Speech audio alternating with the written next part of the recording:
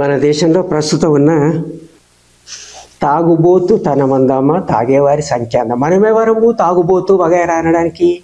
ఎంతమంది తాగుతున్నారు దేశంలో? దేశ విషయానికి తర్వాత వద్దాం. ఈ నేషనల్ ఫ్యామిలీ హెల్త్ సర్వే 3వ సర్వే 4వ సర్వే జరిగింది, 5వది ఇప్పుడు జరుగుతున్నది.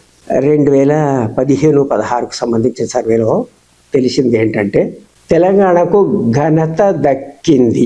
దక్షిణ రాష్ట్రాల్లో అత్యధికంగా తెలంగాణలోనే తాగుతున్నారు. 50% పురుషులు తాగుతున్నారు, 4.9%, 5% మహిళలు తెలంగాణలో తాగుతున్నారు. దక్షిణాది రాష్ట్రాల్లో అత్యధికంగా, మరోసారి చెప్తున్నాను. ఈ దక్షిణ ప్రాంత భూభాగంలోనే లక్షద్వీప్ కేంద్ర పాలిత ప్రాంతం, అక్కడ మాత్రం 0.8% మెన్, 1% కంటే ఇంకా తక్కువ.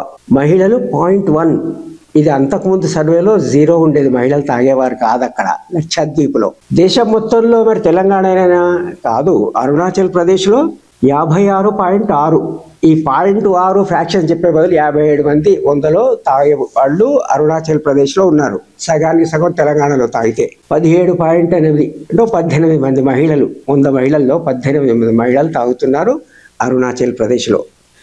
గోవాలో ఇంతకంటే ఎక్కువనట, 59.1, 60 అనుకుందాం. పురుషుల్లో 60 మంది తాగుతారు అక్కడ, 100లో 5 తాగుతారు మహిళలు. మొత్తం భారతదేశంలో ఎంతమంది తాగుతున్నారు అనే విషయం తెలుసుకోకుండా ఉన్నట్టయితే తెలంగాణలో తాగేవారు ఎక్కువ తక్కువ అనేటువంటి ఒక ఆలోచన అనుమానం ఉంటుంది. కనుక దాన్ని స్పష్టీకరించడానికి మొత్తం భారతదేశంలో 22.4, 50% ఎక్కడ, 22.4 మొత్తం భారతదేశంలో పురుషులు తాగేది. మహిళలు తాగుతున్నారు, సమానులు కారు లాంటి అనేక వాదనలు. ఎంతమంది మహిళలు తాగుతున్నారు? 0.7, 1% కూడా, 100లో 1 కూడా తాగడలేదు మొత్తం దేశవ్యాప్తంగా చూస్తే.